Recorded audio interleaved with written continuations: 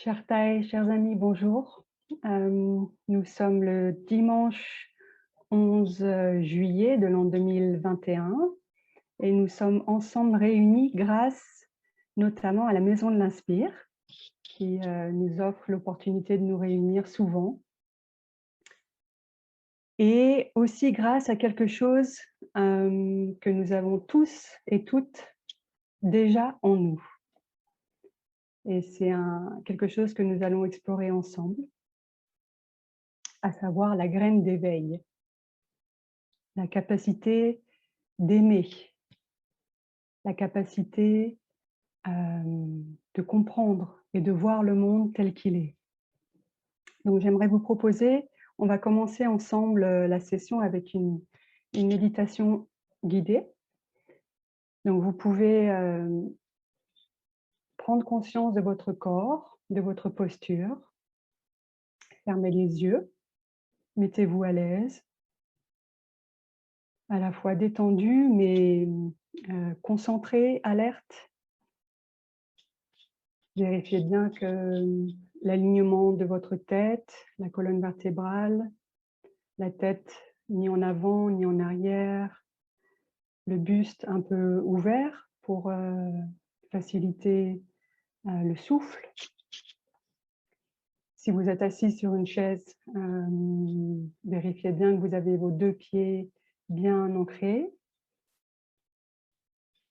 Si vous êtes assis sur un coussin, vérifiez bien votre posture, solide, stable. Prendre conscience de notre respiration, du souffle qui va et vient, sans changer quoi que ce soit. Juste être attentif à ce qui se passe. Le ventre qui se soulève et qui s'abaisse.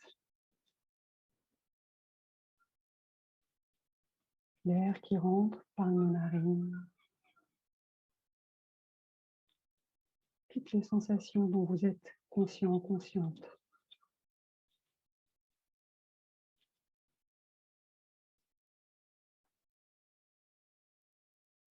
On s'installe dans le moment,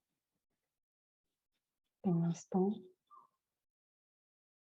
dans notre corps.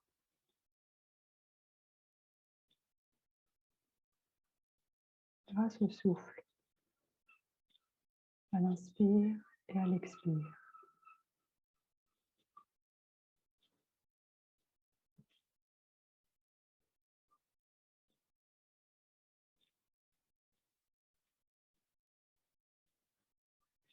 Prendre conscience de la merveille qui est notre corps, tous les organes qui fonctionnent sans qu'on ait besoin de leur dire quoi faire.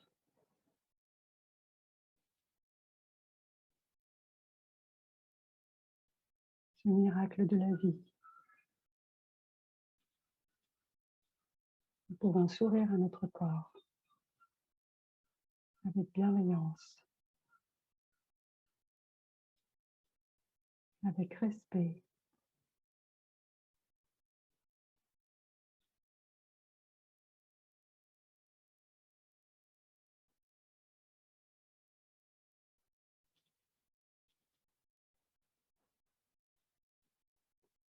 En inspirant, je viens toucher en moi l'élément de beauté, l'élément de joie, de fraîcheur, comme une fleur, un enfant émerveillé par la vie.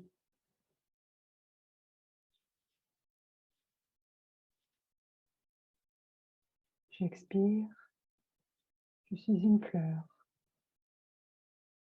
je suis un enfant avec les yeux émerveillés.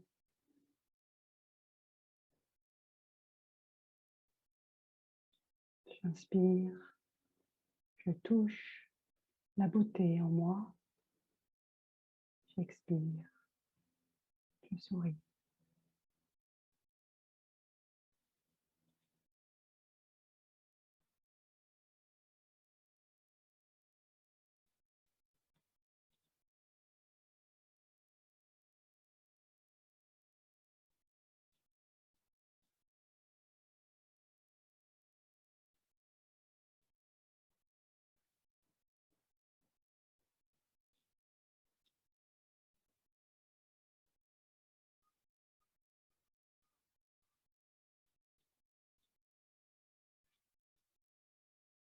J'inspire et je me mets en contact avec l'élément de stabilité, de solidité, d'ancrage en moi, comme une montagne, comme un arbre bien enraciné, avec un tronc bien solide.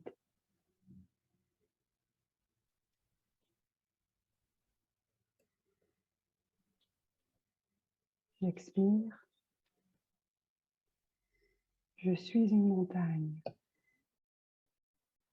Je suis un arbre bien enraciné, bien solide, majestueux.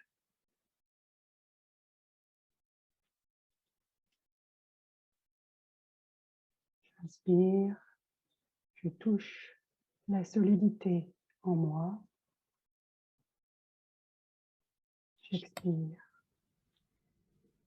Je suis une montagne, un arbre.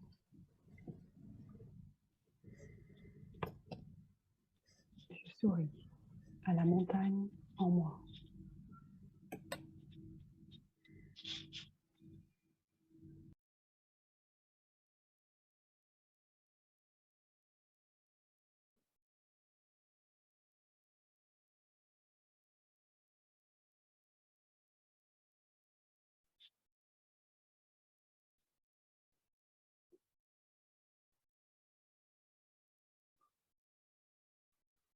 J'invite toutes mes cellules, tout mon corps et mon esprit à être montagne, à être un arbre bien enraciné.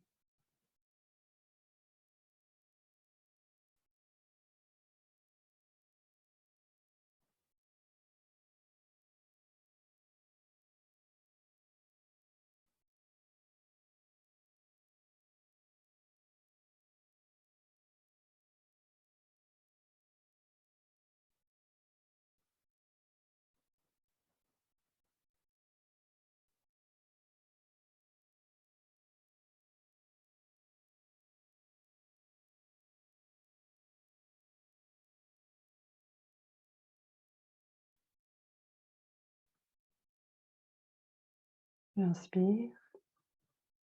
Je me mets en contact maintenant avec l'élément de paix, de sérénité, de calme,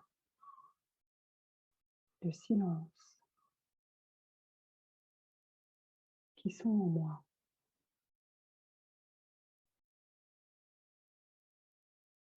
J'expire. Je me vois comme un lac calme, un très beau lac qui reflète les nuages, le ciel, la lune.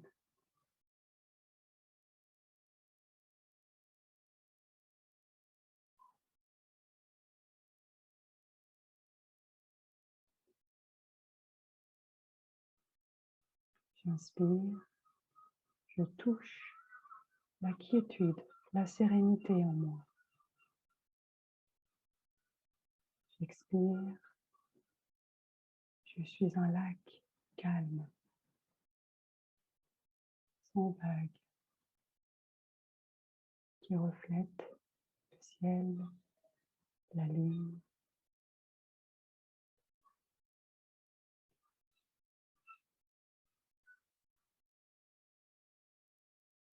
J'invite toutes mes cellules, tout mon corps et mon esprit à être calme.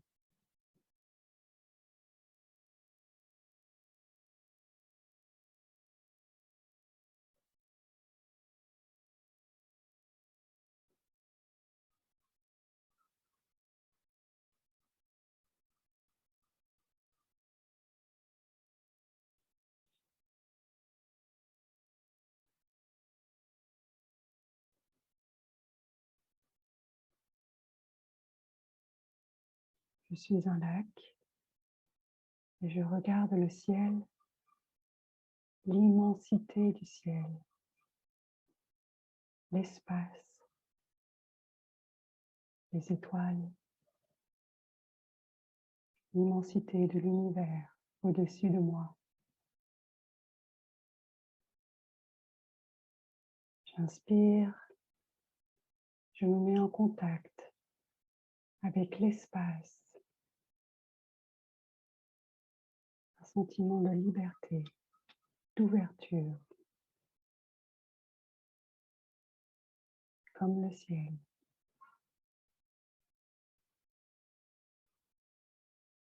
J'expire, je suis le ciel, les étoiles, le cosmos, grand, grand, grand, grand. J'invite toutes mes cellules à être univers, cosmos.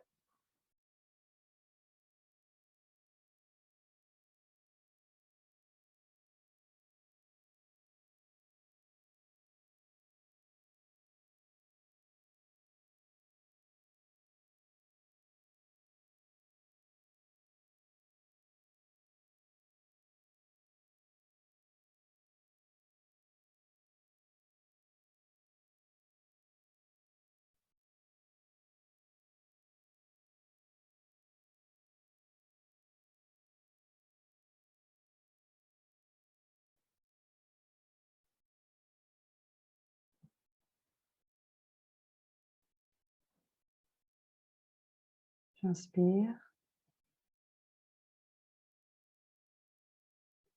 et je sais que ces éléments sont toujours présents en moi.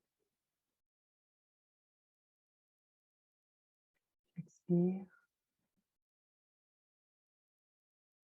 je prends soin, je cultive ces éléments en moi.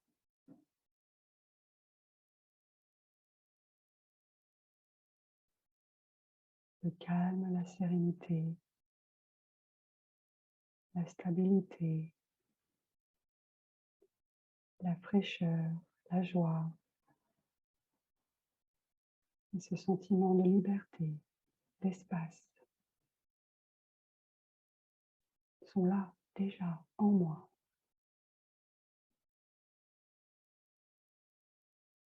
Inspire,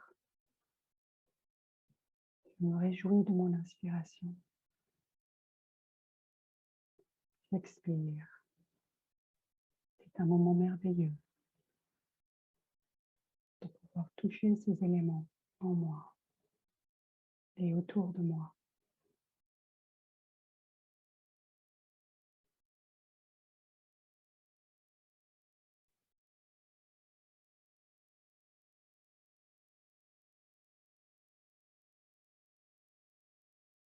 Nous pouvons écouter un son de cloche pour terminer la petite méditation guidée.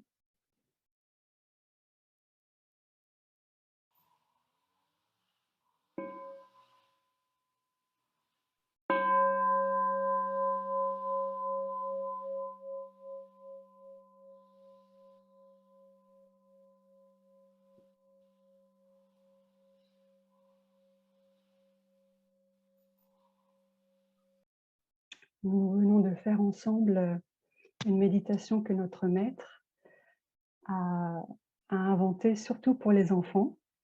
Ça s'appelle les méditations des cailloux, où en principe, pour chaque élément, on demande aux enfants de choisir un caillou, de faire une petite poche et de mettre les cailloux dans la poche, pour leur donner cette confiance que malgré tout ce qui se passe, dans tout ce qui peut arriver dans leur vie, ils ont cette capacité d'être une montagne, d'être fraîche comme une fleur, et d'être calme aussi. Donc au village des Pruniers, c'est une pratique qu'on aime beaucoup faire avec les enfants. Et j'espère aussi que vous avez bien pu expérimenter que ça vaut aussi pour nous. Donc c'est pas que pour les enfants, mais aussi pour les enfants un peu plus vieux. Hem, de pouvoir toucher, cultiver, être conscient qu'on a cette possibilité en nous, ici, maintenant, qu'on n'a même pas besoin d'aller quelque part, qu'on n'a même pas besoin d'attendre demain, que tout est déjà disponible dans le moment présent.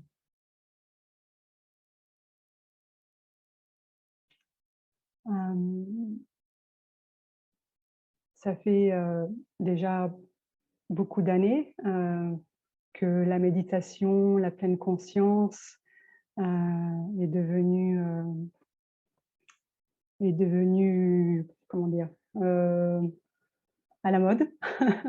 Je vais dire ça comme ça, à la mode et tant mieux à la limite, hein, vaut mieux ça qu'autre chose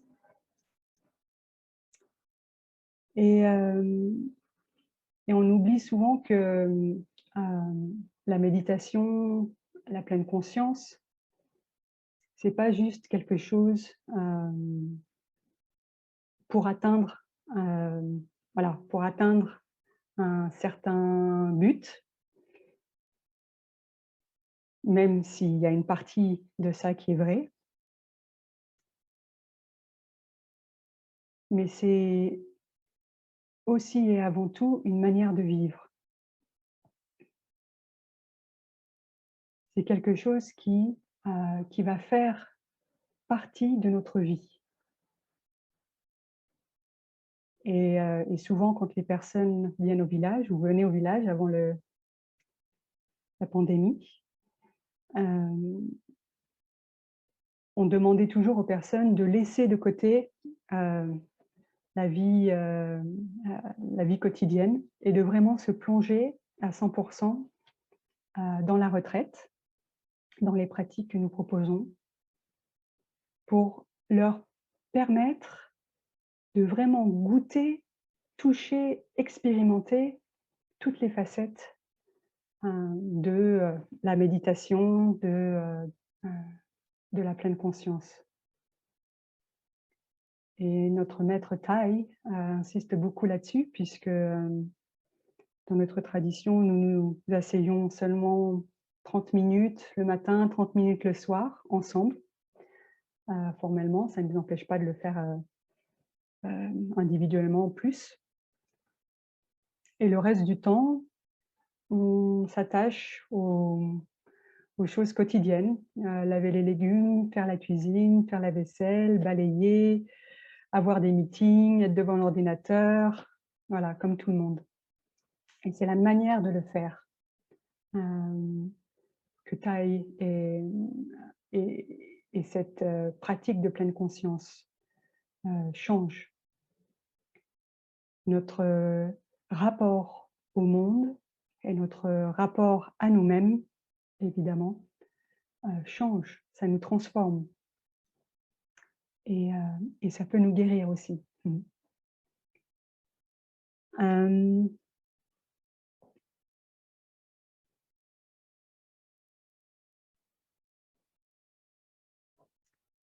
et donc aujourd'hui, on va voir ensemble, plusieurs aspects. J'avais donné le titre de «L'art de prendre refuge» et finalement on va pas beaucoup en parler, heu, parce que j'ai pas forcément beaucoup de connaissances sur le bouddhisme déjà et c'est pas du tout, mon intention heu, justement d'être, trop bouddhiste et donc du coup, c'est quand même un sujet très important de pouvoir et de savoir prendre refuge et évidemment ça c'est pour tout le monde. On va tous et toutes se retrouver à un moment donné dans notre vie, et on s'est tous retrouvés à un moment donné dans notre vie déjà, heu, dans des situations où seul,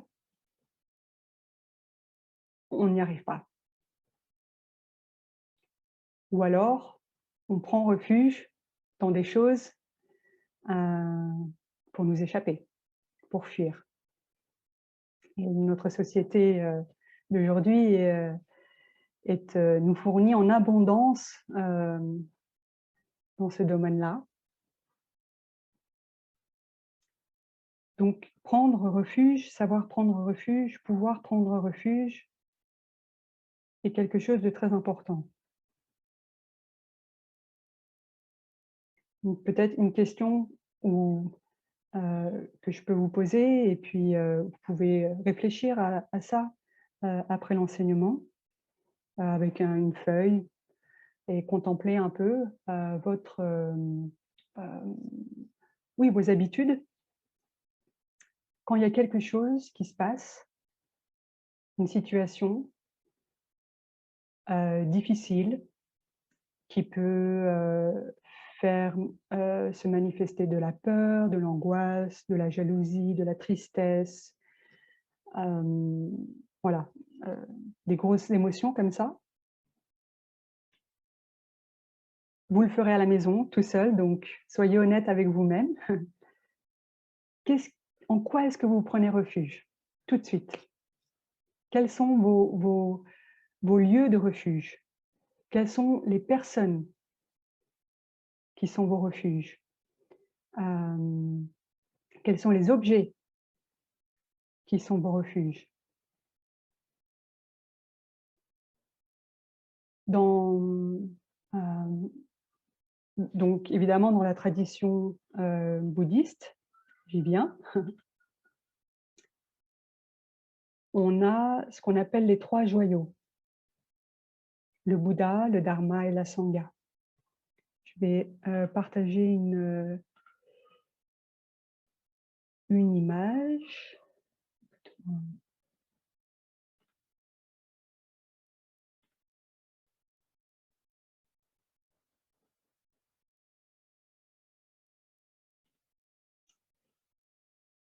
Excusez-moi, je ne suis pas très douée.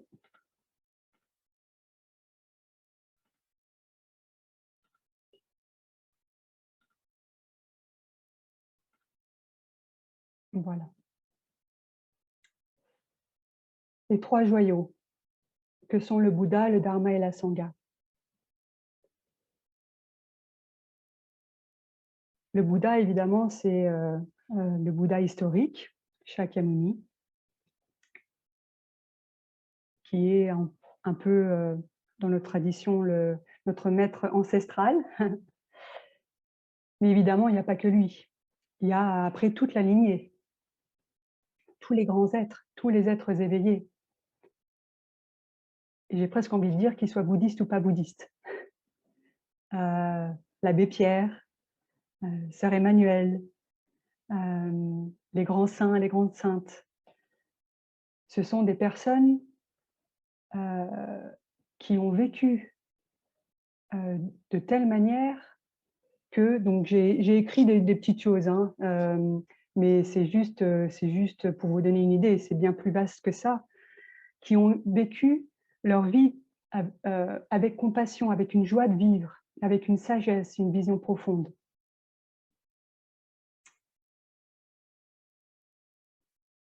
Alors la question, c'est pourquoi est-ce qu'on ne prendrait pas refuge en eux, hein? Un des obstacles, c'est le doute. Le doute en nous-mêmes et aussi le doute envers ces grands êtres. Et aujourd'hui, avec les réseaux sociaux et toutes les informations qui vont très très très vite, la graine du doute est beaucoup arrosée en nous. Donc de savoir faire confiance à des personnes qui ont montré, de par leur vie, de par ce qu'ils ont fait, que voilà, que c'est possible, et de pouvoir avoir de tels refuges pour nous inspirer.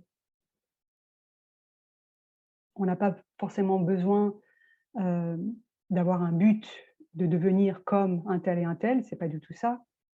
Et pour toucher cette graine, en nous. Et c'est bien ce qui se passe, hein, quand on lit des lectures ou quand on, pour ceux et celles qui sont encore vivantes, des grands êtres ou où on a des archives qu'on peut voir sur YouTube.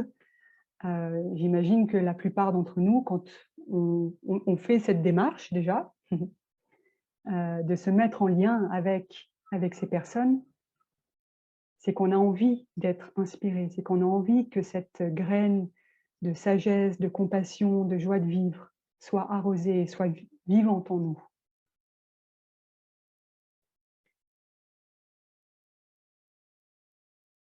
Et ces grands êtres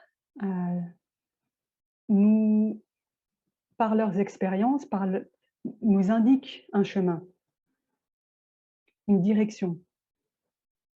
Et dans la tradition bouddhiste, je crois que c'est 85 000, j'ai mis 80 000, mais je crois que c'est 85 000, mais bon, peu importe. Il y aurait 85 ou 80 000 portes du Dharma. Et c'est juste une manière symbolique de dire que c'est accessible à tout le monde et de 85 000 manières différentes. Et qu'il n'y a pas juste une manière de faire les choses. Et donc ça, c'est extraordinaire aussi, de savoir qu'il y a une carte, il y a un chemin, il y a une direction, et après c'est à nous, chaque individu, de marcher, de prendre la carte et de marcher et voilà, de faire nos expériences. Dans le but, j'aime pas trop utiliser le mot but, mais bon, voilà, d'avoir dans nos cœurs, dans notre esprit, plus d'amour, de bonheur, de compréhension.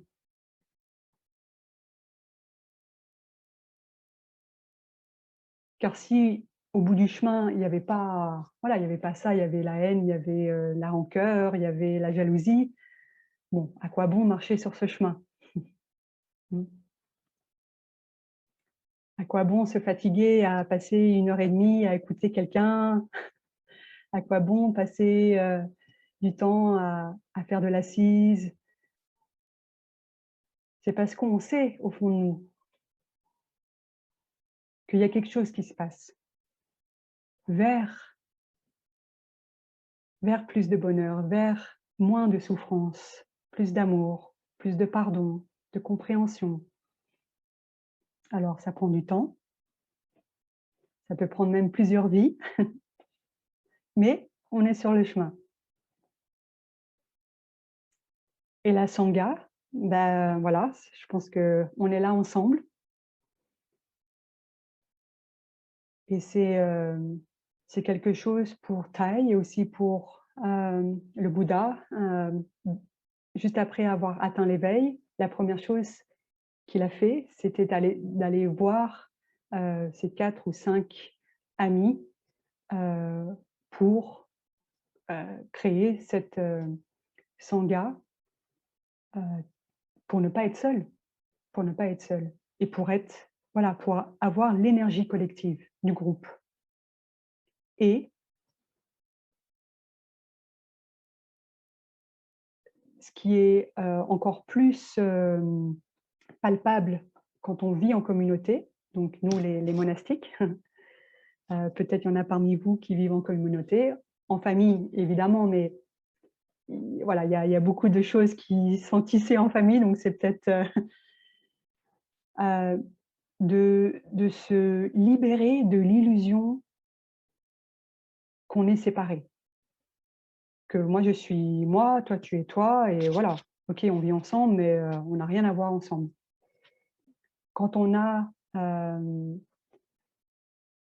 vit ensemble en communauté, tous les jours, et en famille évidemment c'est pareil, c'est encore plus puissant, mais comme il y a des choses qui travaillent dans le tréfonds, des fois on veut, oups là, on s'éloigne, on ne se parle plus, et en fait on oublie que profondément on est liés.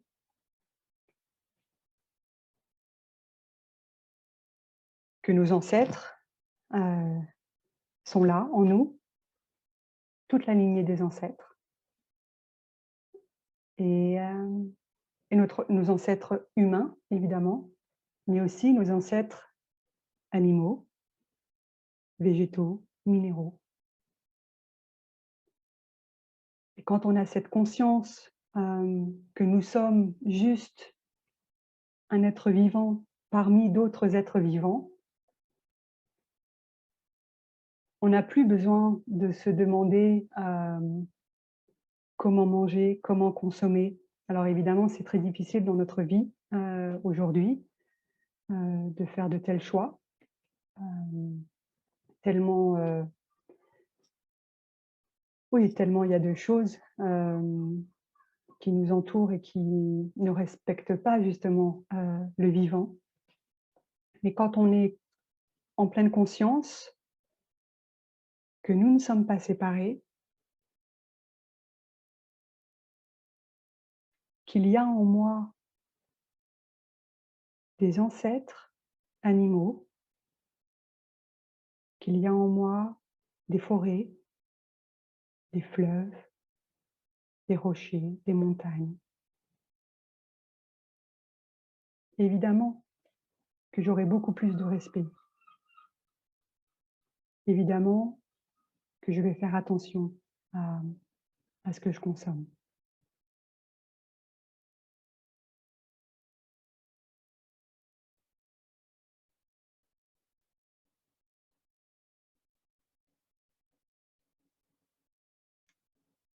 D'avoir des amis sur le chemin, c'est, quelque chose, hem, d'extraordinaire et quelque chose d'essentiel.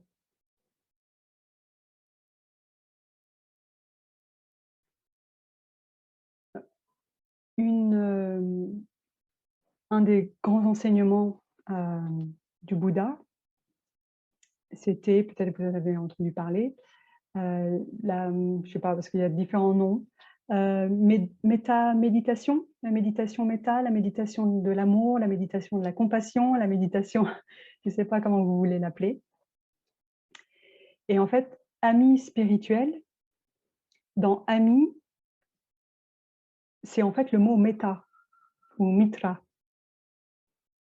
Donc, hem, si, vous avez déjà, pratiqué cette méditation qui voilà, avec les réseaux, avec, comme je l'ai dit au tout début, la pleine conscience, la méditation est maintenant devenue quelque chose de connu et tant mieux.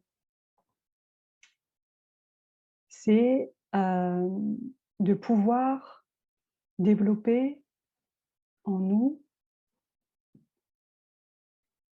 cette bonté aimante. Donc il y a plusieurs, traductions, du mot méta ou mitra, bonté aimante, bienveillance et aussi, donc moi j'aime bien, voilà, utiliser le mot amitié, ami.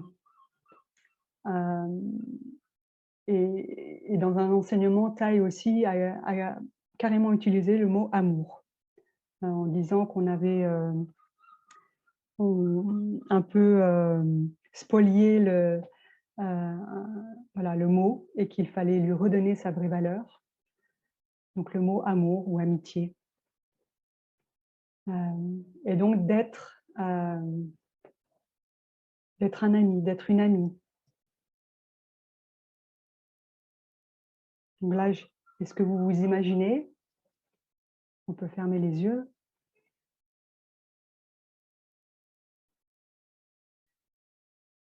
Vous vous imaginez être ami avec tout le monde,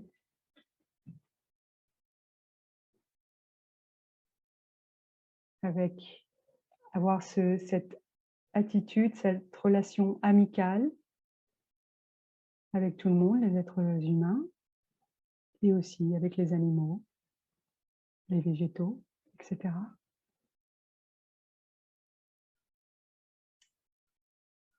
Sincèrement, c'est pas forcément facile, surtout avec des personnes, voilà, qui sont peut-être difficiles, à vivre avec, difficiles à travailler avec.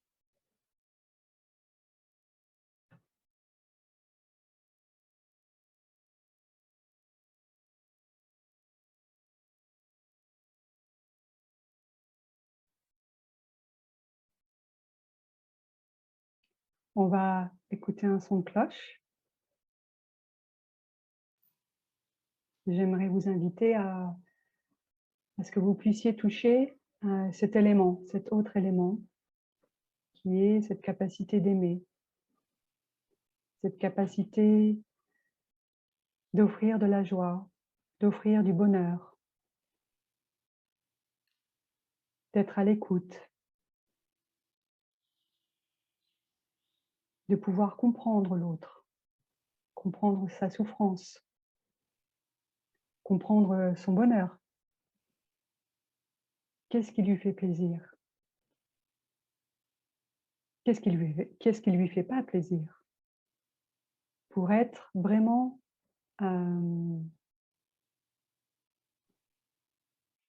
pour offrir vraiment le meilleur à cette personne. On est tous différents et parfois on pense comprendre la personne, mais en fait on ne la comprend pas. Et on a l'intention d'aimer, mais à chaque fois on est à côté de la case. Donc de pouvoir écouter, de pouvoir regarder, comprendre, lui offrir notre joie et notre bonheur.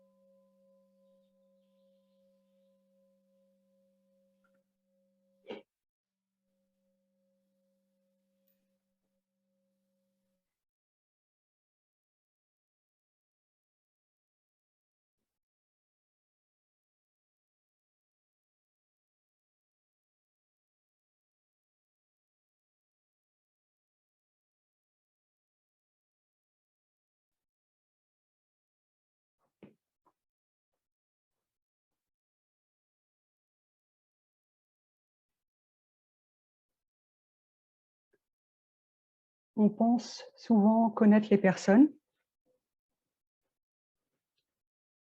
et aussi souvent quand on a des expériences, on va dire, peut-être douloureuses, avec des personnes, notre tendance naturelle est de les cataloguer. «Ah celle-là je l'aime bien, celle-là je l'aime ah celle l'autre jour c'était chouette, je vais aller vers elle, ou lui» et on a une expérience plutôt, avec de la colère ou de la frustration, on va essayer d'éviter cette personne.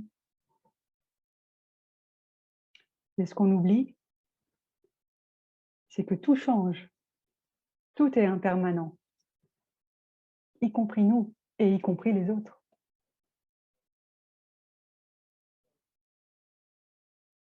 Et si on arrive à être en pleine conscience, dans le moment,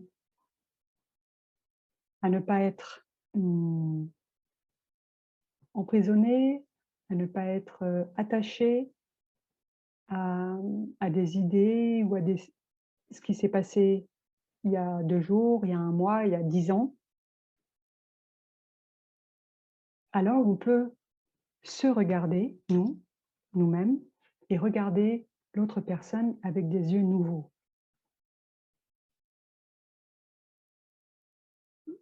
Là, j'ai pris un exemple avec des personnes, mais évidemment, ça vaut avec tout, notre relation avec le monde et avec nous-mêmes.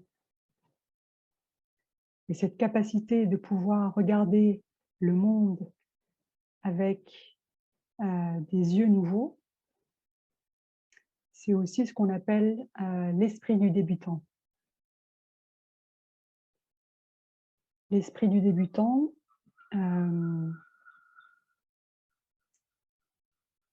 est quelque chose d'important plutôt dans la tradition zen. mais qui est aussi lié à un esprit d'éveil, la bodhicitta. Et c'est ça aussi qui nous réunit aujourd'hui. C'est cette soif, cette envie, cet enthousiasme. Et une des choses qu'on pourrait essayer de se dire, c'est je ne sais pas. En fait, je ne sais pas qui tu es ou je ne sais pas qui je suis. Est-ce qu'on sait vraiment qui nous sommes? Pas sûr. Est-ce qu'on comprend tout ce que ce corps est capable de faire? Pas sûr, du tout.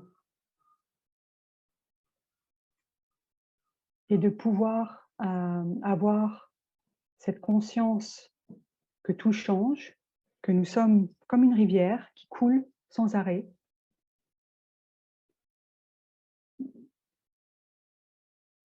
nous permet d'être libres, de toucher cette liberté. Et avec cette liberté, d'être comme un éveil à la vie. Qu'est-ce qui va se passer aujourd'hui? On ne sait pas. Qu'est-ce qui va se passer dans 10 minutes? On ne sait pas. J'aimerais vous partager une.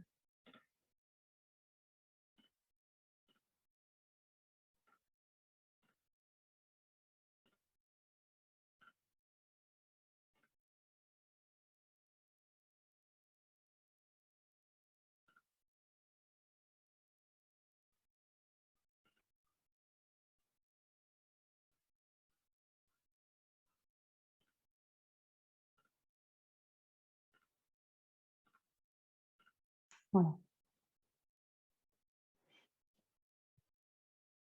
Donc, body, chitta. Body, c'est éveil et chitta, c'est esprit.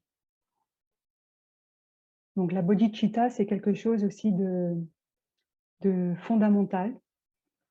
C'est comme notre, on va dire, notre moteur, notre flamme. Et qui vaut dans toutes les traditions spirituelles, évidemment. Hein. Je ne me limite pas au bouddhisme ou à notre tradition. Et bodhicitta, donc ça peut être traduit comme l'esprit d'éveil ou l'esprit du débutant, comme j'en ai parlé. Et un maître zen renommé Suzuki disait que dans le regard de l'expert, quelqu'un qui voilà, expertise et qui connaît tout, il y a très peu de possibilités. Alors que dans les yeux du débutant, tous les possibles sont possibles. Parce qu'on n'est pas oui, lié à des notions, à des concepts, à des manières de penser. Et ce moment-là est toujours nouveau, parce que tout change,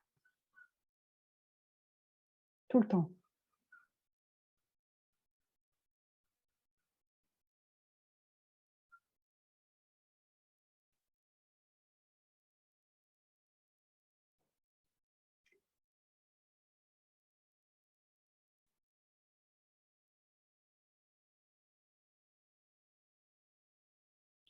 Dans notre vie, tout va très vite. Vous êtes bien placé pour le savoir. Là, en ce moment, je suis en dehors du monastère et ça va vite.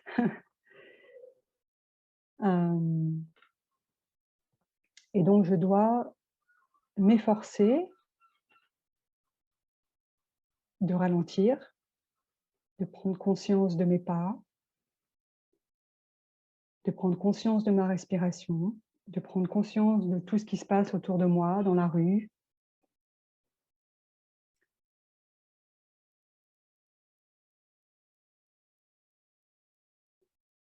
Et de prendre conscience de tout ce qui se passe en moi et autour de moi. Et ça, c'est l'aspect central de la pleine conscience. La pleine conscience a 4 objets.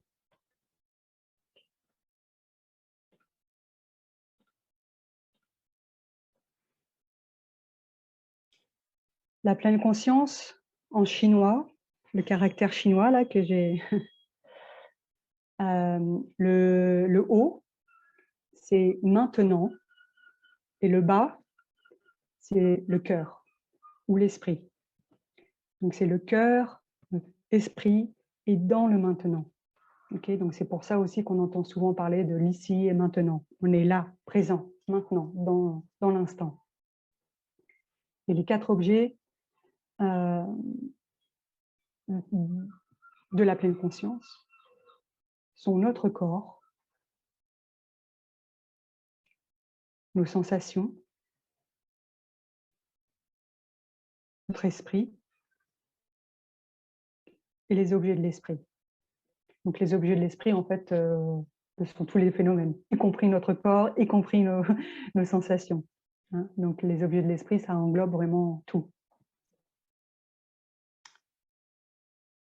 Et par rapport à l'esprit du débutant dont je viens de parler, avec l'esprit du débutant et de savoir que je ne sais pas, soit je reste avec bon, je sais pas, et puis bon, je m'en fiche, voilà, et je reste ignorant, ignorante, et ça va aussi. Ou alors, probablement qu'il y a une curiosité. Donc, d'avoir ce rapport, d'être curieux et d'observer ce qui se passe dans notre corps, dans nos sensations, dans notre esprit. Et de constater que ah ben là je suis pas en pleine conscience. Là j'étais voilà, j'étais ailleurs. Ça va, c'est bien. Ça fait partie aussi du chemin. De savoir que ah de constater que bah voilà, j'ai déjà dit un truc en trop. J'aurais peut-être pas dû le dire. Bon, c'est OK.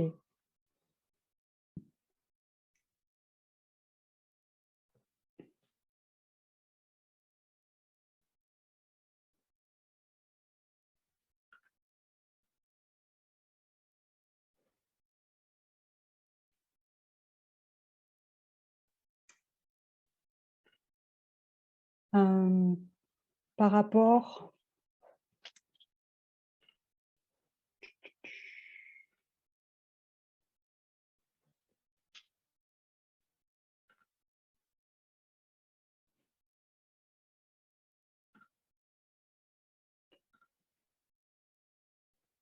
au fait de prendre refuge dans la sangha, il y a aussi l'aspect de l'environnement. Quand vous venez au village des Pruniers, pour les personnes qui sont déjà venues ou qui viendront, ou aussi la maison de l'Inspire, je ne l'ai pas mentionné, ou vers de l'eau, la source guérissante.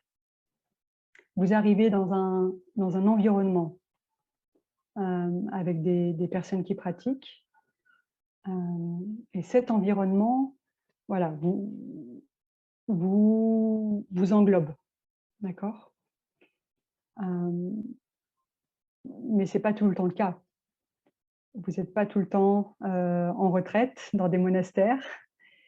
Et même en étant en retraite, il y a forcément des choses que vous allez voir, que vous allez entendre, que vous allez voilà, penser, qui vont arroser des graines, pas forcément positives, pour ne pas dire négatives. Des graines qui font monter la colère, qui font monter la frustration, qui font monter le désespoir, la tristesse. Et chaque personne est différente, selon aussi notre vécu, notre histoire. Il y a des choses qui vont nous toucher plus que d'autres. Donc là encore, une curiosité à avoir vis-à-vis de nous-mêmes. Est-ce qu'on se connaît? Est-ce qu'on arrive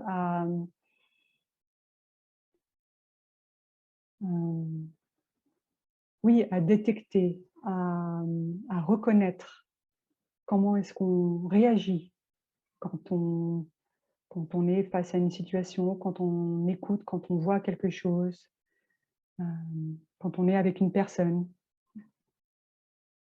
quand on donne un enseignement.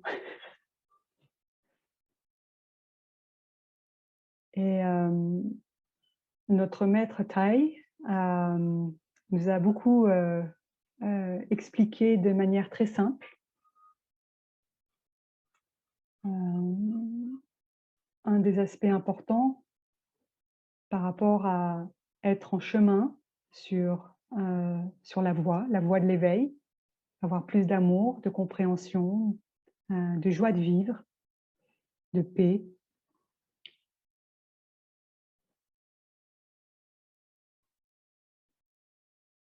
Tout ça, ça ne peut pas arriver si on est passif, OK?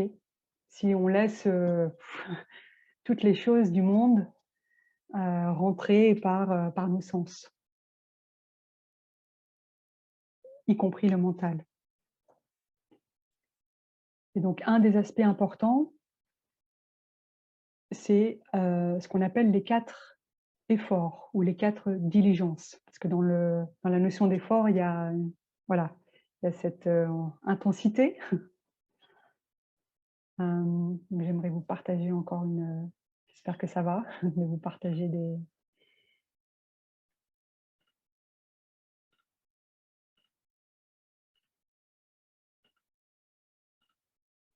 voilà.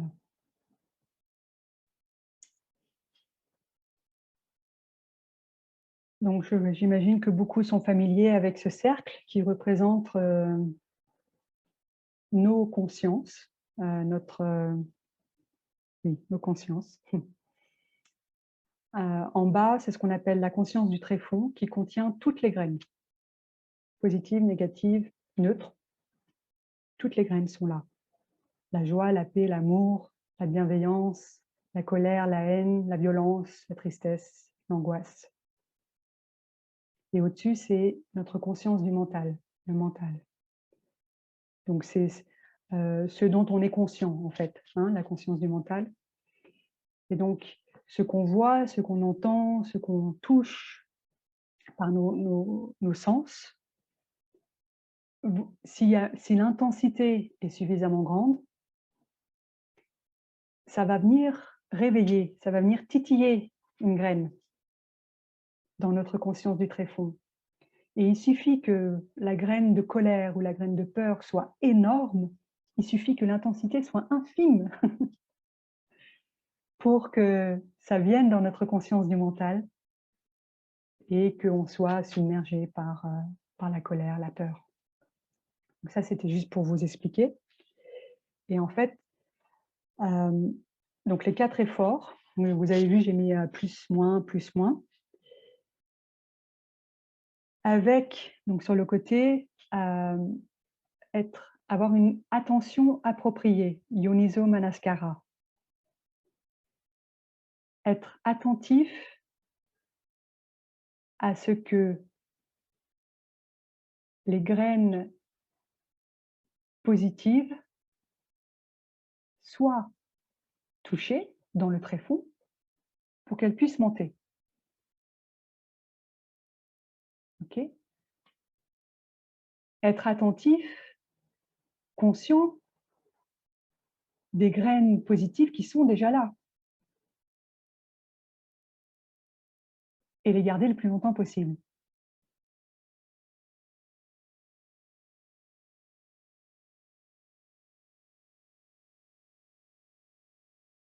Être conscient de ce qu'on voit, de ce qu'on écoute, qui arrose les graines négatives, la peur, le désespoir, dans notre conscience du tréfonds, et ne pas laisser ces choses arroser ces graines négatives. Et lorsque, ah, c'est trop tard, la graine négative est déjà arrosée, est déjà dans le mental, trouver des moyens habiles pour la faire redescendre tranquillement. On n'est pas là en train mince, comment on dit? De suppresser, non, suppress en anglais, bon, vous me comprenez? De mettre le la cocotte minute et on n'ouvre pas la cocotte minute, on étouffe. On C'est pas du tout ça, hein. Et un autre exemple pour vous montrer un peu comment ça se passe. Aussi un exemple, que notre maître, a souvent partagé.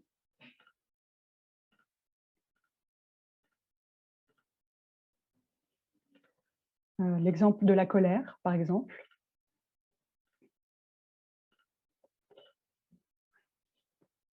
Donc en haut, c'est notre conscience du mental avec la conscience du tréfonds qui contient toutes les graines. Et là, c'est neutre, il ne se passe rien. Et tout d'un coup, on voit quelqu'un ou on entend un truc et là, on explose. C'est la colère. D'accord? Donc le numéro 1, la colère est là. Et grâce à notre énergie de pleine conscience, qu'on a commencé à développer, cultiver un petit peu tous les jours, avec tous les moyens habiles, on embrasse cette colère. On prend soin de cette colère. On lui dit: «Ah, je sais que tu es là. OK, OK, je respire, tu es là.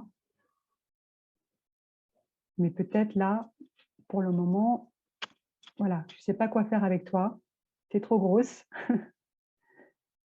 Je m'occuperai de toi un peu plus tard», par exemple. Ou alors, si on se sent prêt, si on a, des amis dans la sangha, si on a des mentors, à qui on peut demander de l'aide pour apprendre à, regarder cette colère, prendre soin de cette colère. Il faut savoir, faut vraiment, savoir si c'est le bon moment ou pas, parce que parfois c'est pas le bon moment. Et après on est encore plus submergé. Si on commence à regarder profondément les racines de la colère et cetera, on s'embourbe. Mmh.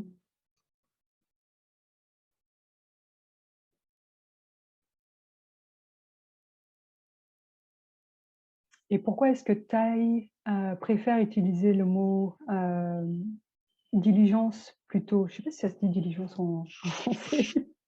Si, je pense, être diligent. Si, si, être diligent, être continu, hem, au lieu du mot effort. Hem, c'est parce que aussi dans, dans le mot effort, il y a une idée de, comme je l'ai dit tout à l'heure, une idée, excusez-moi, je fais 2 choses en même temps, c'est pas bien. Je prépare, hop, OK. Dans le mot effort, souvent on pense qu'il faut de la force, il faut, voilà, il faut, heu, pousser, on est épuisé, voilà, alors que pas du tout. Donc si vous voyez ce schéma, on a la pleine conscience au milieu. C'est-à-dire qu'on est, c'est un peu comme un radar. On on sait ce qui se passe, OK? Et comme une balance, un équilibre, en fait, la pleine conscience joue, le rôle un peu d'équilibre entre, cette notion d'effort, d'être continu, d'être diligent, et de concentration. Et pareil, dans la concentration, souvent, on aurait plutôt la tendance à avoir les traits, sur le front, on est concentré, il faut être focus, il faut, voilà. Le C'est pas cette concentration-là dont on parle. La concentration, heu, c'est plus est fondée à la base avec une tranquillité, avec une sérénité, avec un calme, une paix, un silence. Quand on revient à notre respiration, quand on est consciente, notre inspire, notre expire, on fait une session de méditation assise ou de marche.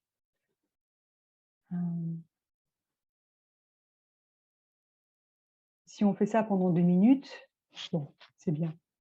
Si on peut faire ça pendant plusieurs minutes, voire 20 minutes, une demi-heure, on peut atteindre une certaine sorte de concentration. Et c'est par une sérénité qui s'est installée dans notre corps et notre esprit. Si notre esprit est toujours en train de batailler ou avec des notions, avec «Ah, il faut que je me concentre sur l'impermanence, il faut que je me concentre sur le non-soi, il faut que j'atteigne, etc., etc.» Jamais, jamais on y arrivera. Donc, cette pleine conscience, vous vous souvenez d'un des dessins que je vous ai montré avec la pleine conscience comme objet, notre corps, nos sensations, notre esprit, hein, les 4 objets de la pleine conscience.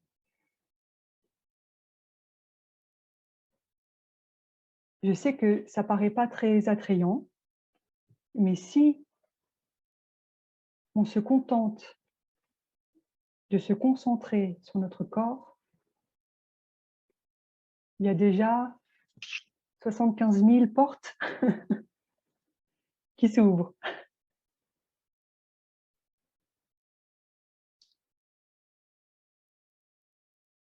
Et c'est surtout parce que on est trop pris par notre mental et qu'on n'a pas forcément appris à prendre soin de nos émotions, de nos sensations à l'école ou dans notre éducation moderne. Donc de commencer par le corps et de ne pas lâcher le corps en tant que comme un médium voilà, qui nous dit: «OK, est-ce que je me sens bien là? Est-ce que je suis à l'aise? Est-ce que je suis tranquille?» Non. «Ah OK, qu'est-ce qui se passe?» Et là, je retourne dans mon attention appropriée. Qu'est-ce que j'ai vu? Qu'est-ce que j'ai entendu? Qu'est-ce qui est réveillé en moi? Ah OK, j'ai de l'angoisse, je donne un enseignement. Oh là là, j'ai le cœur qui bat. Bon d'accord. Bon, OK, j'ai confiance, ça va bien se passer. Voilà, donc je change de CD, OK? Trouver des moyens habiles pour éviter d'arroser, heu, les graines qui mènent direct à bon, j'ai presque envie de dire à des maladies. Les peurs, les angoisses, hein, tout ça, on sait que ça fait des blocages énergétiques, des blocages dans le corps et après ça peut faire des maladies. Donc de pouvoir, trouver des moyens habiles, changer le CD, utiliser notre mental habilement, intelligemment hem, pour arroser ce qu'il y a de meilleur en nous, arroser la confiance en nous. Et là encore, hem, c'est pas une confiance aveugle.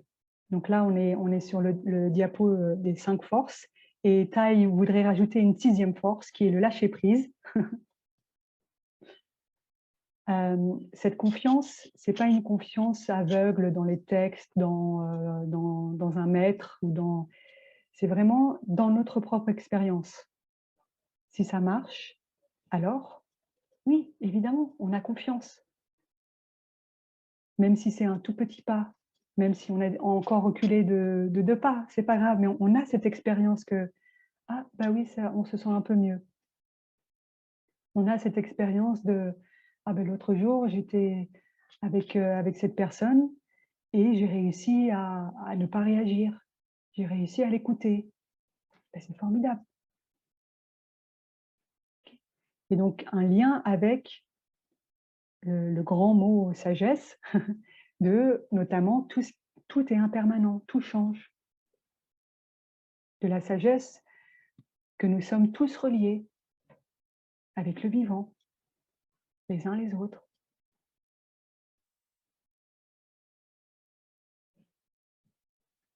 J'aimerais inviter Sœur Shanima à inviter un son de cloche et on peut se détendre, fermer les yeux, juste revenir à notre souffle, apprécier l'instant.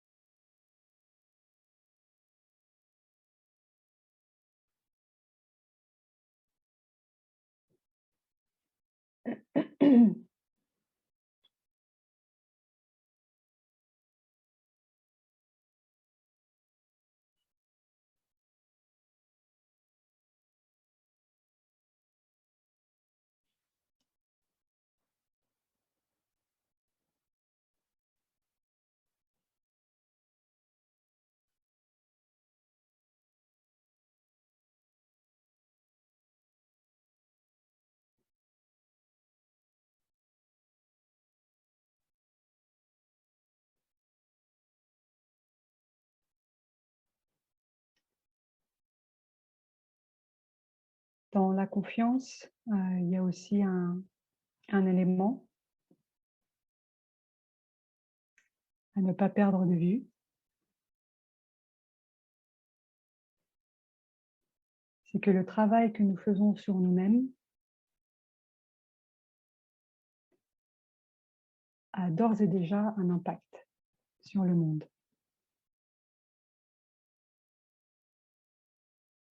Le travail intérieur n'est pas séparé de l'extérieur. Et ça, c'est quelque chose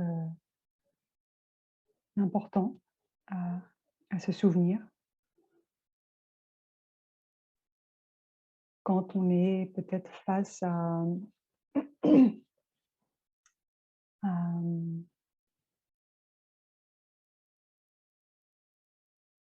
des sujets importants comme le changement climatique euh, où les décideurs ne semblent pas être capables de bouger les choses. Ou alors, au contraire, dans notre sphère familiale, amicale, euh, où parfois peut-être on aurait envie que les personnes soient différentes. On sait qu'on ne peut pas changer les autres, même si, voilà, même si on aimerait. On peut les accompagner, on peut les aider, mais le changement se fait à l'intérieur. Donc la chose, là où on peut, c'est nous.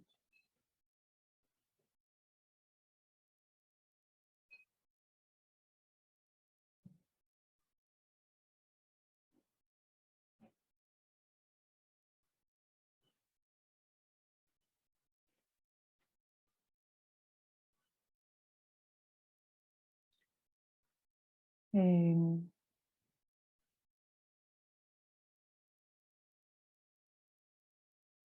lorsque notre manière d'être, notre manière de penser, notre manière d'agir, notre manière de parler, notre manière de regarder le monde, de regarder les autres, de bien aimer, change, change de manière plus ouverte, de manière en étant en lien avec, avec cette réalité de l'impermanence, cette réalité de ce qu'on appelle le non-soi ou l'inter-être.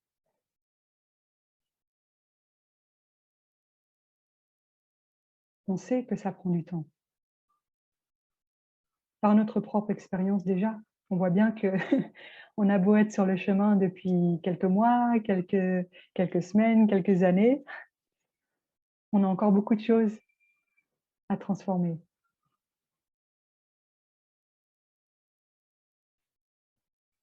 pour être libre, pour toucher cet éveil,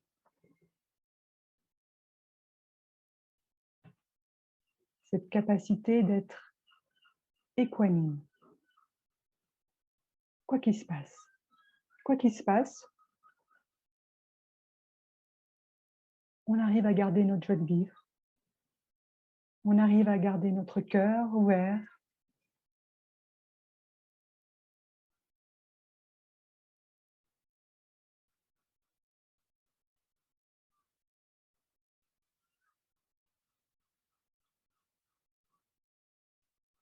Thaï nous encourage beaucoup à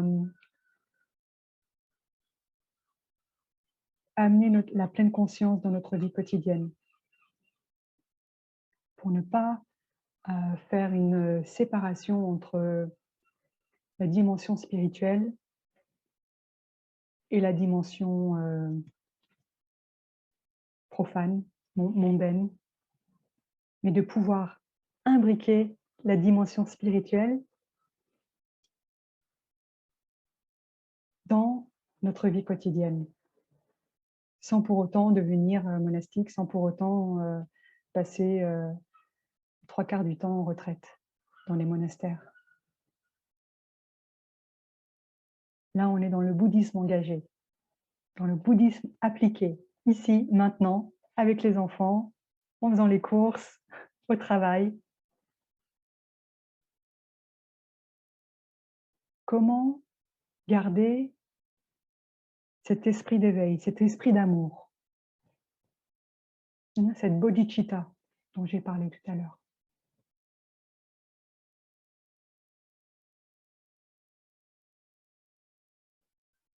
Qui est à la base, au fondement de pourquoi est-ce qu'on est là ensemble. S'il n'y avait pas une infime espoir, confiance, que oui, il y a ça en nous, et ça a besoin d'être réveillé, ça a besoin d'être arrosé, peut-être encore plus souvent que ce qu'on le fait, pour que c'est un impact, pour que un jour on se lève et on se sent différent.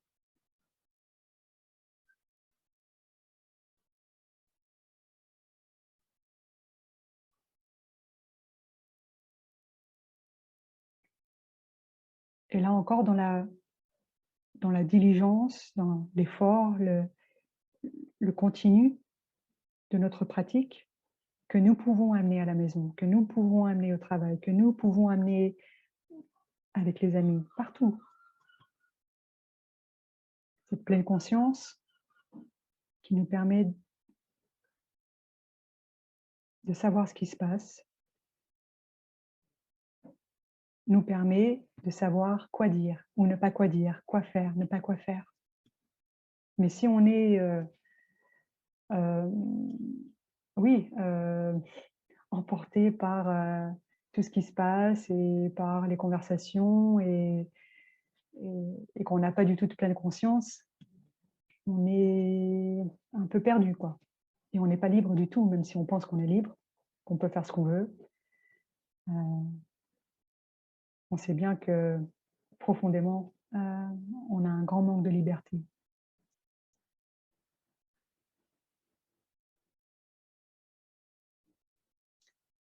On a vu ensemble, les 5 forces, la confiance, l'effort, la diligence, la concentration, la pleine conscience, la vision profonde, la sagesse et le lâcher prise, la 6e que Tai, voilà, nous propose. De pouvoir lâcher prise et de pouvoir regarder le monde avec un nouveau regard, avec le regard du débutant, de je ne sais pas qui je suis, je ne sais pas qui tu es. Et d'avoir cette curiosité qui va nous donner de l'énergie. Et aussi avec la confiance. Quand on a confiance, on se dit ouais, ok, ben je vais le faire. Ok, j'ai de l'énergie pour le faire. Et il y a aussi alors je l'ai dit tout à l'heure, une joie dans la pratique.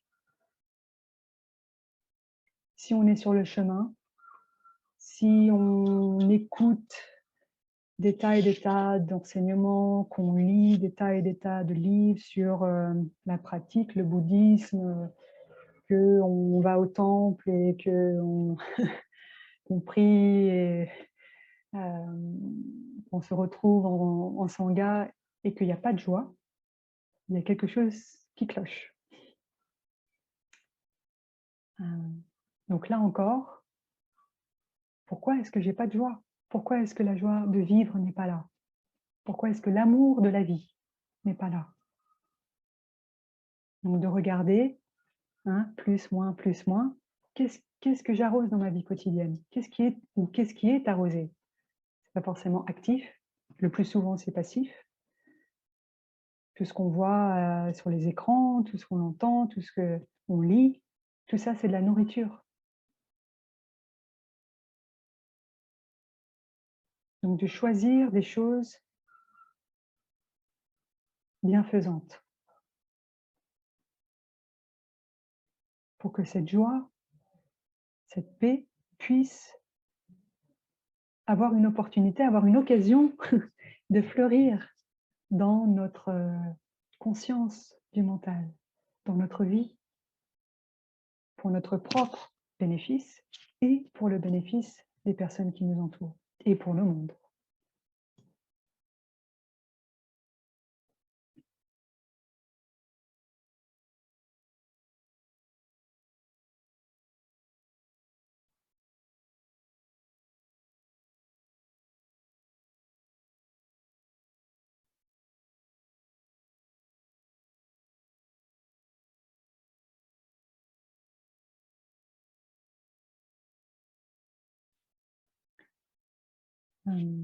Nos, nos paroles, nos pensées, nos actions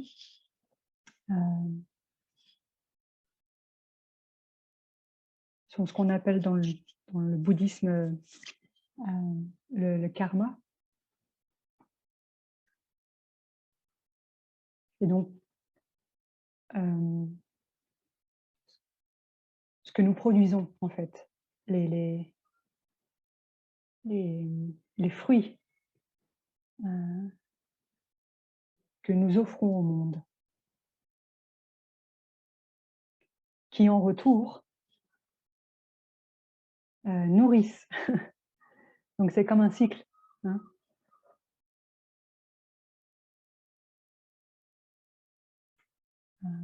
Et donc c'est pour ça que c'est important de s'entourer de bons amis, de s'entourer de choses qui nourrissent la compassion. qui nourrissent la compréhension, le pardon.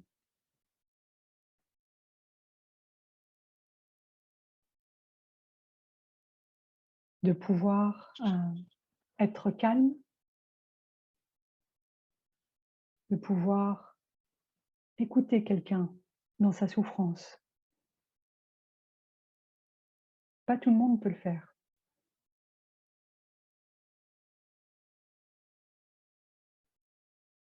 Mais lorsque la pratique des cailloux qu'on a fait ensemble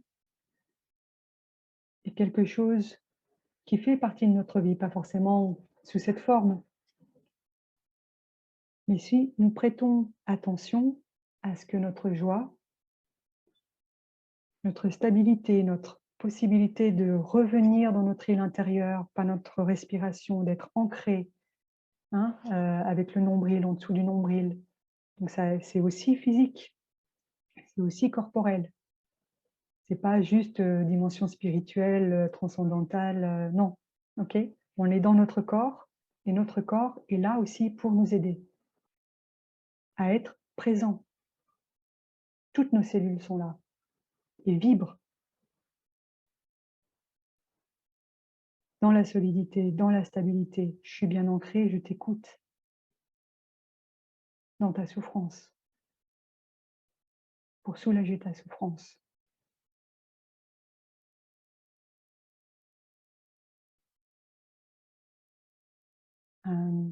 C'est le Bodhisattva Avalokiteshvara qui écoute la souffrance du monde, la compassion aimante.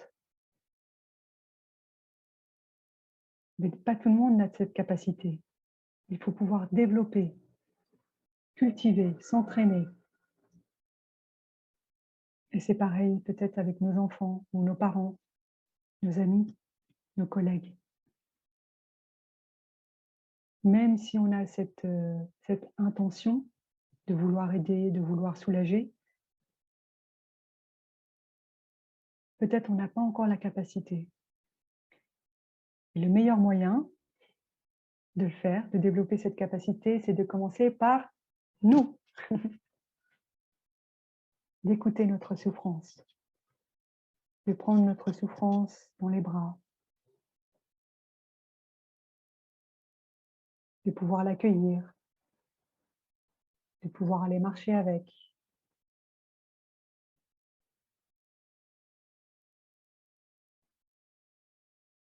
Est-ce qu'on est capable de faire ça? Oui, on est capable de faire ça. Mais ça demande un entraînement et il ne faut pas brûler les étapes. Ça demande aussi de l'aide de la part des trois joyaux, des amis qui sont là, qui ont déjà fait cette expérience et qui peuvent nous accompagner. Ils ne le feront pas pour nous, mais ils sont juste là, à nos côtés. Les pratiques du Dharma, les différentes pratiques, les touchers de la terre, l'assise, la relaxation totale, les renouveaux, les lettres d'amour. Voilà, il y a une grande diversité et encore plein de choses aussi que nous pouvons nous-mêmes créer qui peuvent être plus appropriées pour notre situation et, euh, et recevoir l'aide de ceux qui ont marché avant sur ce chemin, les grands êtres, Thaï, nos grands frères, nos grandes sœurs, les saints, les saintes.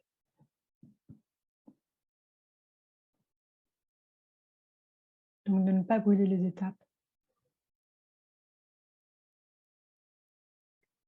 et de surtout, puisque je parle pour moi, je sais que la joie était un élément qui était assez manquant dans ma vie avant. Donc ça a pris du temps pour que cette joie soit présente dans ma vie, même si l'environnement dans lequel je vivais, le village des Pruniers, était propice, mais parce que cette graine était toute petite, il a fallu du temps.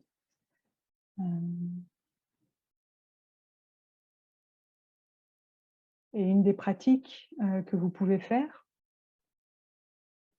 qui est assez simple, mais comme beaucoup de nos pratiques sont assez simples, mais qui portent des fruits. Quand on s'abandonne réellement, c'est pas du mental, hein. C'est vraiment, j'ai encore envie de le dire, c'est avec nos cellules, c'est tout, ça vibre en nous quand on le fait, OK? De se souvenir, de faire la liste de toutes les conditions du bonheur, de toutes les choses qu'on a déjà.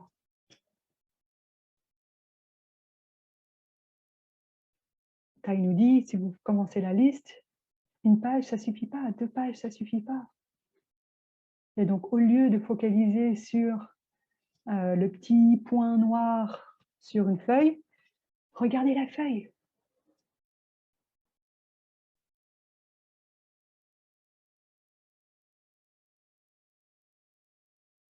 Et quand on peut, faire cette expérience, ou quand on est conscient, de toutes les choses qu'on a déjà. Je ne parle pas des choses matérielles, évidemment ça fait partie, aussi du lot. On a un toit, on a de l'eau, on a de la nourriture, on a des habits.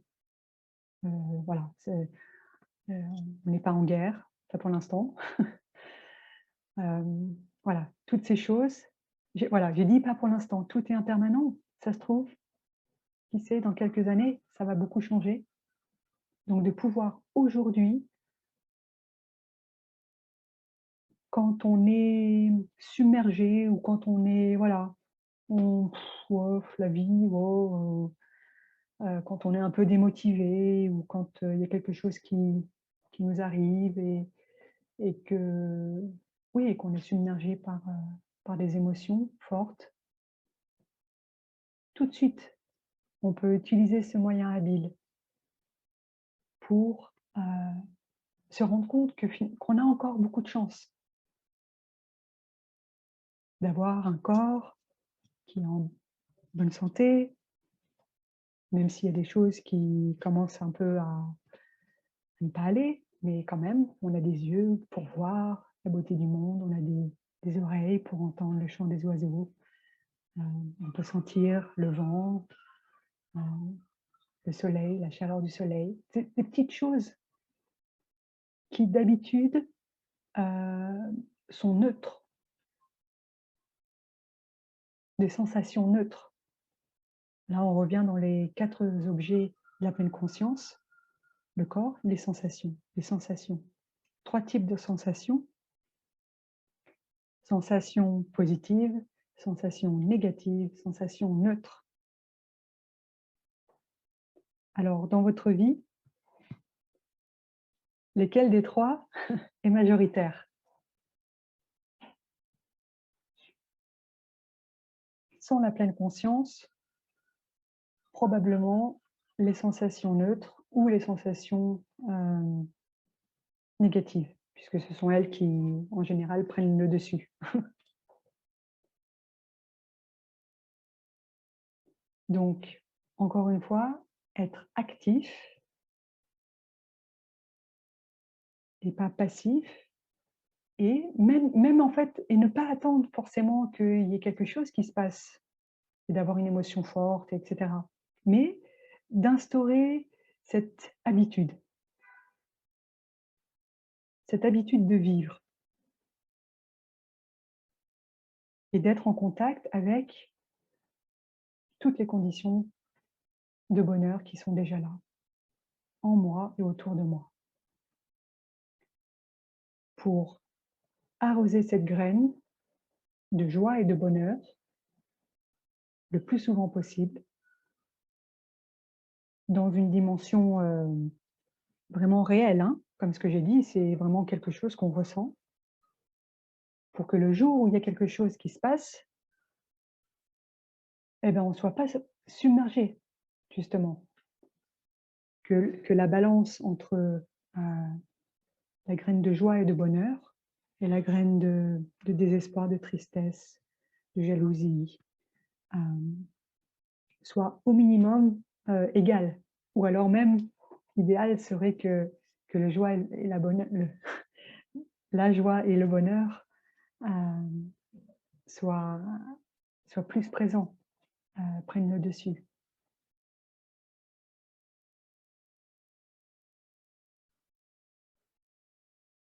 Parce qu'évidemment, c'est sûr, on est sensible avec ce qui se passe dans le monde, avec ce qui se passe pour nos bien-aimés. Donc la tristesse, peut-être parfois la colère, la frustration, c'est normal. OK, il y a rien, voilà, on n'est pas dans le jugement de bien, mal. La question, c'est de savoir, est-ce que je suis vraiment libre? Est-ce que je peux choisir, même dans cette situation, de revenir en moi-même, de toucher les graines de paix, les graines de calme, les graines de joie, la joie de vivre. On ne parle pas d'une joie mondaine, mais voilà, une joie, un amour de la vie. Est-ce que je peux choisir?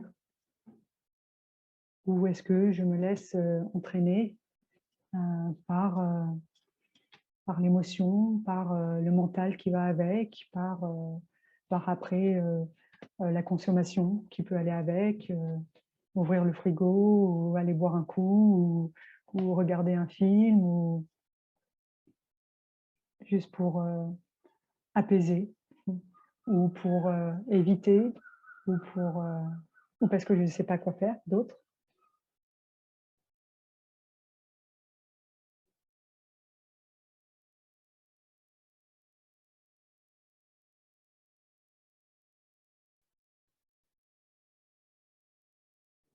Et donc peut-être que finalement, euh, cette capacité d'aimer, cet esprit d'amour, cet esprit d'éveil,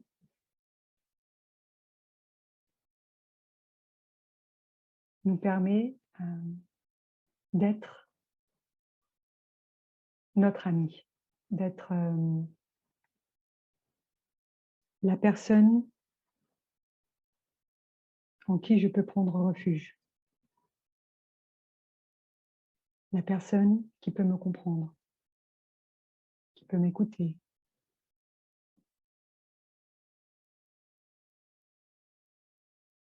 de prendre refuge dans mon île intérieure.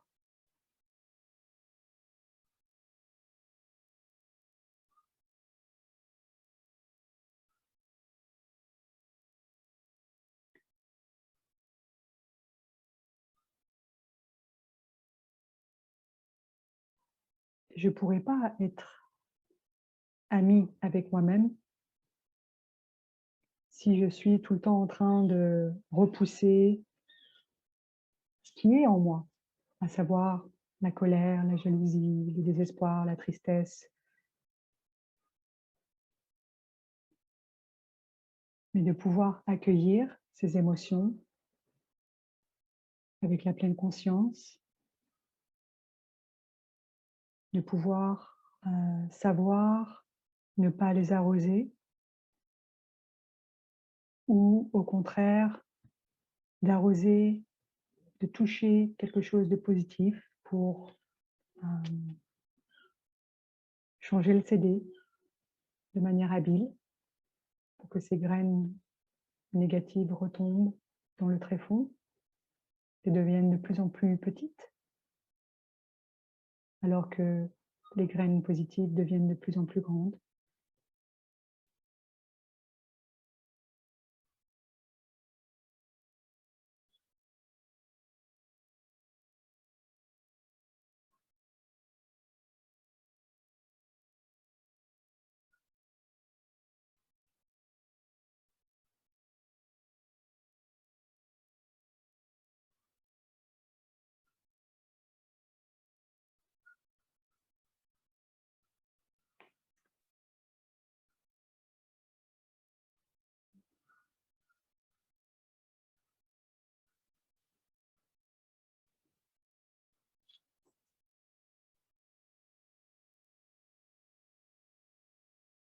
J'aimerais finir mon partage avec encore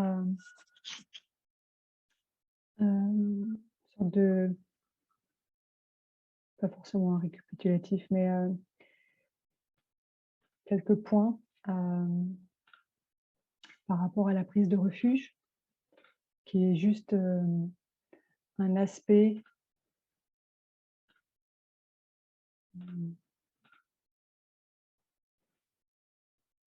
de notre chemin spirituel. Donc, ce sont juste quelques points, hein. Il y a plein d'autres trucs et je suis sûre que vous en avez d'autres à dire. Des choses qui me semblaient intéressantes et importantes. De se savoir vulnérable. Quand on prend refuge, quand on est à la montagne et que l'orage arrive ou que la tempête arrive ou on est en danger. OK?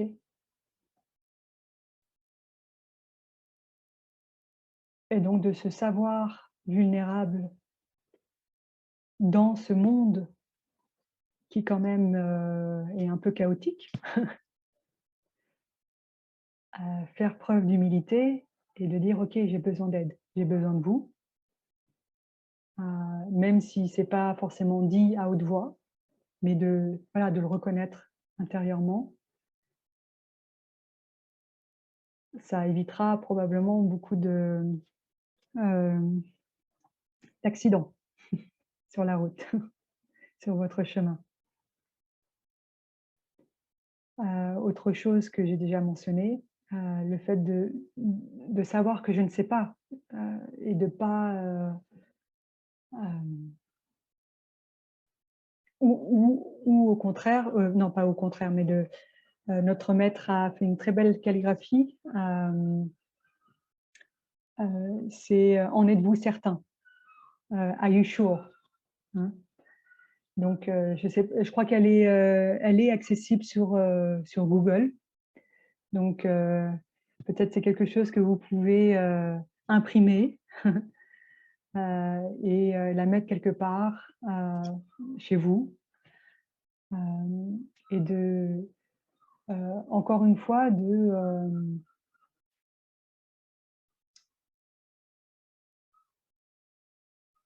ouais, heu, de faire attention,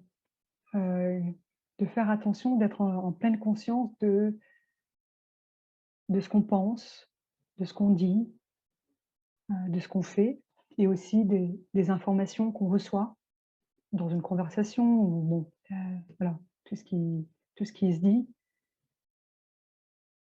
et d'éviter de tomber dans des extrêmes ou dans des vues, limitées, mais de toucher cet esprit du débutant, cet esprit de: «Voilà, je ne sais pas» et à la limite, bon, j'ai envie de savoir, mais c'est voilà, je suis curieuse, curieux, mais j'ai pas envie de me limiter à: «Ah oui, ben non, mais je sais, voilà, j'ai déjà appris, j'ai déjà fait, je sais comment on fait, c'est pas toi qui vas m'apprendre». Non. Et si j'essayais quelque chose d'une manière différente demain? Et si voilà, expérimenter la vie d'une manière différente? Prendre refuge, c'est on l'a vu aussi, se libérer de, cette, emprise de l'individualisme et de vraiment, tout miser sur sur le collectif. Parce qu'il y a que comme ça qu'on va s'en sortir. Pour vous le dire clairement. Hem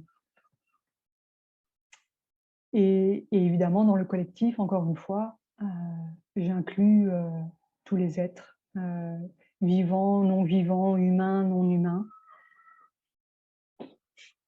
Hem, de vraiment, se sentir relié à la vie dans sa continuité, dans le courant de vie. Qu'on est juste une petite, petit microcosme, petite poussière, vue du dessus.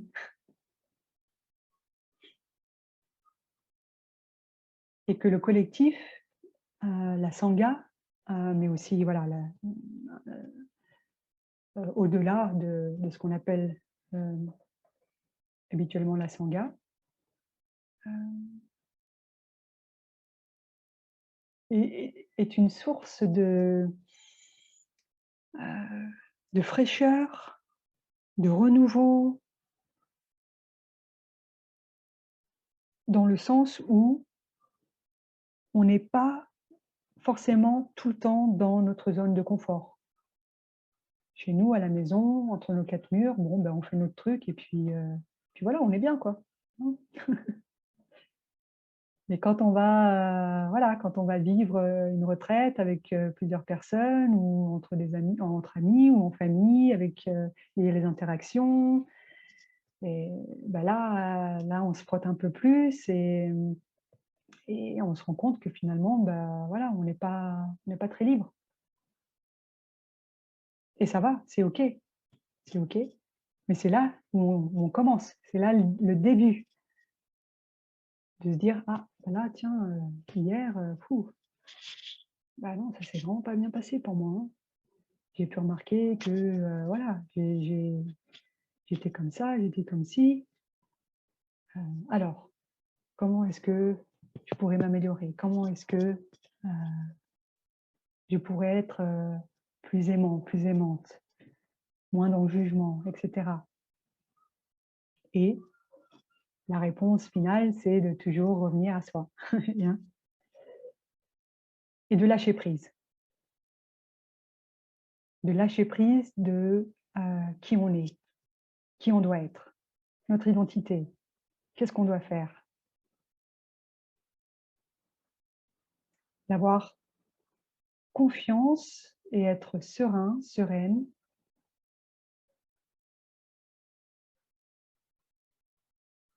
de sentir profondément en soi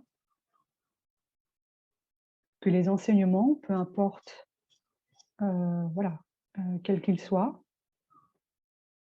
nous touchent et nous libèrent et arrosent notre capacité d'aimer, notre capacité de pardonner, de comprendre, notre capacité de regarder la réalité telle qu'elle est. Tout est impermanent, tout va changer. Dans 3000 ans, dans 3000 ans, à quoi bon s'engueuler aujourd'hui?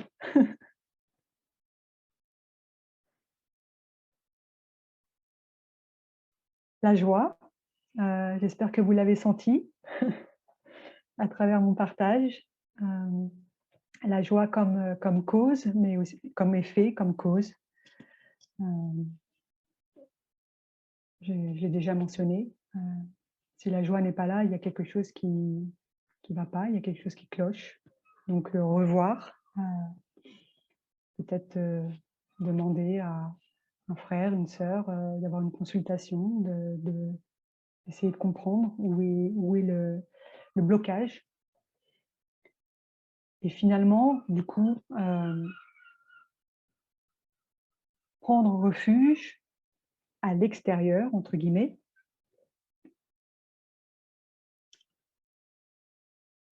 hem, à l'extérieur, donc par exemple les 3 joyaux, donc le Bouddha, les enseignements, les enseignants, le dharma, la sangha, les amis, donc ça c'est plutôt, on va dire, quelque chose à l'extérieur.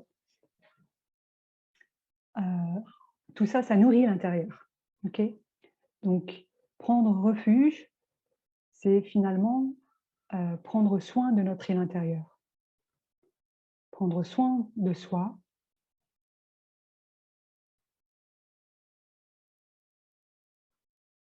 et nous ne sommes pas des entités séparées avec un contour ferme.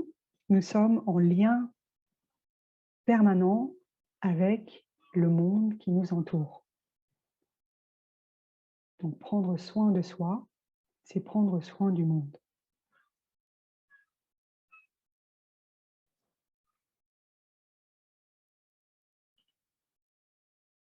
prendre refuge.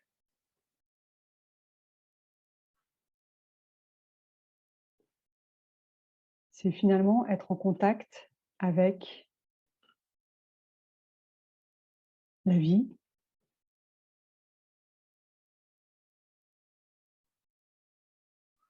avec ses merveilles, aussi avec ce qu'elle a de douloureux.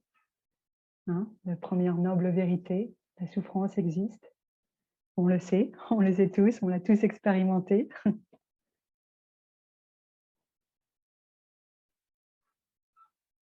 Prendre refuge dans la vie. Avoir confiance. Et s'imaginer libre comme l'espace.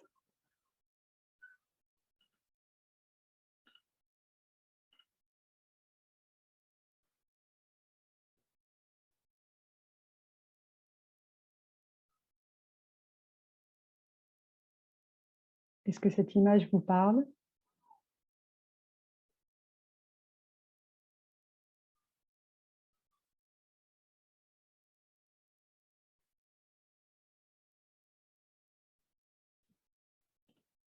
Donc de retourner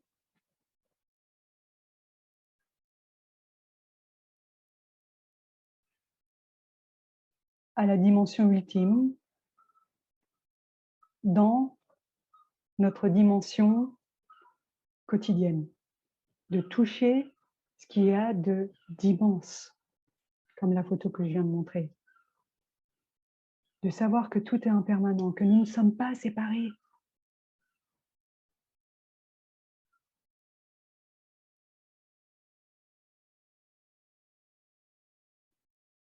Et que nous ne pouvons pas vivre les uns les autres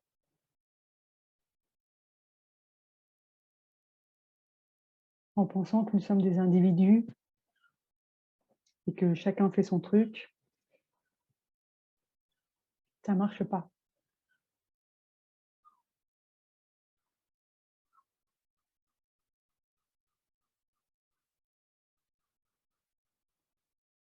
J'aimerais vous proposer, pour finir, une méditation très courte.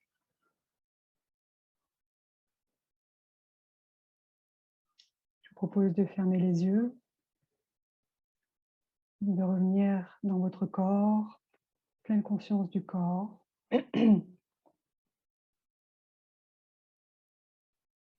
Pleine conscience de votre souffle.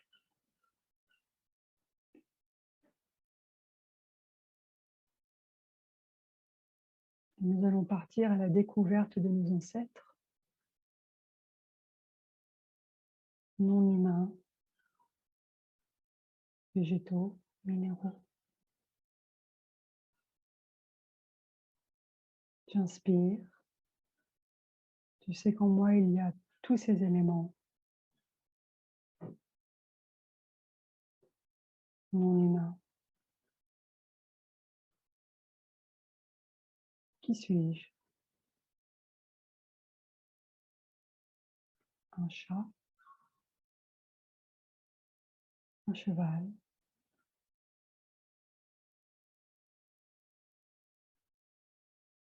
Il y a aussi les éléments végétaux et minéraux.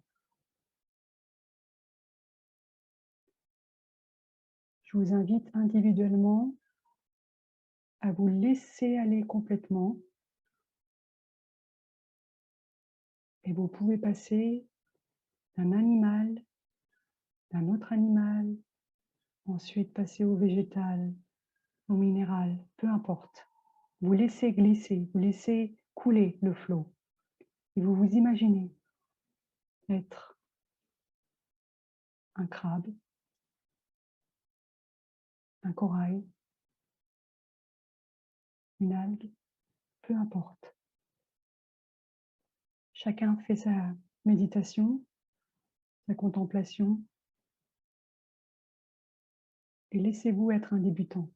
Vous ne savez pas qui vous êtes, vous ne savez pas tout ce que vous contenez. Qu'est-ce qui vient à votre esprit maintenant? On va faire ça pendant 1 ou 2 minutes.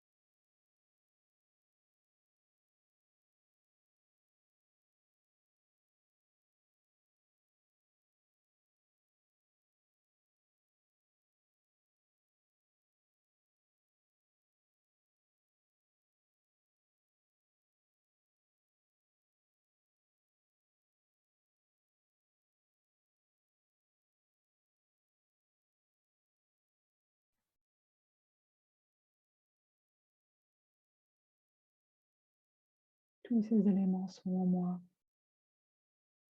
Je suis la terre.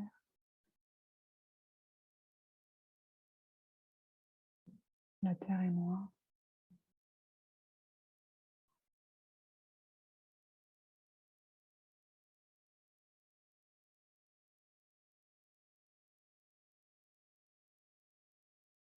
Nous allons écouter 3 sons de cloche.